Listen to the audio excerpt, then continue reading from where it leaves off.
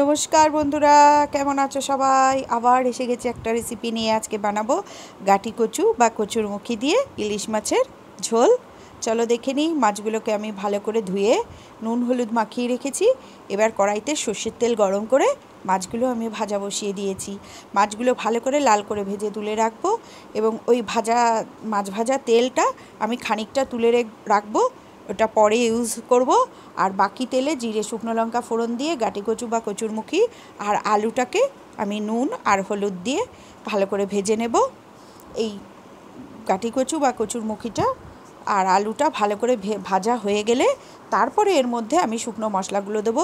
গাঁটি কচুটা কিন্তু আমি সেদ্ধ করিনি, আমি আলুর মতো কাঁচাই রেখেছি, সেই জন্য ভালো করে ভেজে নিতে হবে। এবার আমি এর মধ্যে যে জিরে গুঁড়ো, ধনের গুঁড়ো আর আমি কটা কাঁচা লঙ্কা মাঝখান থেকে ভেঙে দিয়ে রেখে দেব।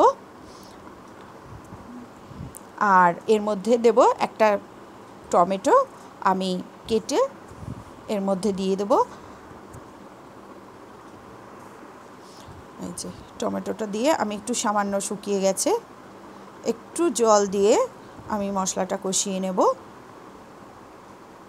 মাছ ভাজা তুলতে কড়াইটাই একটু তেল গড়িয়ে পড়েছে, ওর জন্য বারে বারে গ্যাস ওভেনে কড়াইটা স্লিপ করছে। আমি একটু ঢেকে দিলাম খানিকক্ষণ, তাহলে টমেটোগুলোও আমার গলে যাবে। এবার আমি এর মধ্যে হলুদ, নুন আর একটু লাল লঙ্কার গুঁড়ো দিয়ে দেবো, কেননা যেহেতু এটা কচুরমুখী দিয়ে বা গাঁটি কচু দিয়ে একটু ঝালটা একটু ব্যালেন্স করে দিতে হয়, সেই জন্য আমি সামান্য একটু লঙ্কার গুঁড়ো দিলাম। আর দিলাম একটু আদা বাটা। আমার আদাটা ডিপ ফ্রিজে ছিল, বের করতে ভুলে গেছিলাম, তাই এরকম শক্ত হয়ে রয়েছে। আমি মশলা, আদা, রসুন এগুলো একটু করে রেখে দিই ডিপ ফ্রিজে, কেননা সবসময় বাচ্চা নিয়ে হয়ে ওঠে না টাটকা ফ্রেশ পেস্ট করা। এই যে মশলাটা, আমার টমেটোটাও গলে গেছে, মশলাটাও তেল ছেড়ে দিয়েছে, কষানো হয়ে গেছে। এবার আমি এর মধ্যে গরম জল দিয়েছি। ঝোলটা ফুটে উঠলে এইবার আমি ওই যে মাছ ভাজা তেলটা আমি সরিয়ে রেখেছিলাম, সেই তেলটা ওর মধ্যে দিয়ে দিলাম। এতে মাছে খুব সুন্দর একটা গন্ধ আসে।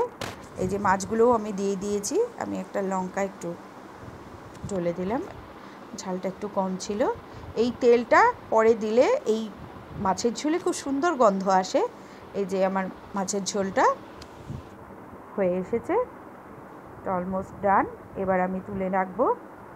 এই যে এই গাঁটি কচু দিয়ে ইলিশ মাছের ঝোলটা বছরে একবার করে, মানে আরও হয়, না হলেও একবার হবে অন্তত। এই ঝোলটা আমাদের বাড়িতে সবাই খুব ভালোবাসে। এই যে গাঁটি কচু দিয়ে ইলিশ মাছের ঝোল রেডি টু সার্ভ। ভালো লাগলে আমার চ্যানেলটাকে লাইক ও সাবস্ক্রাইব করে দিও বন্ধুরা।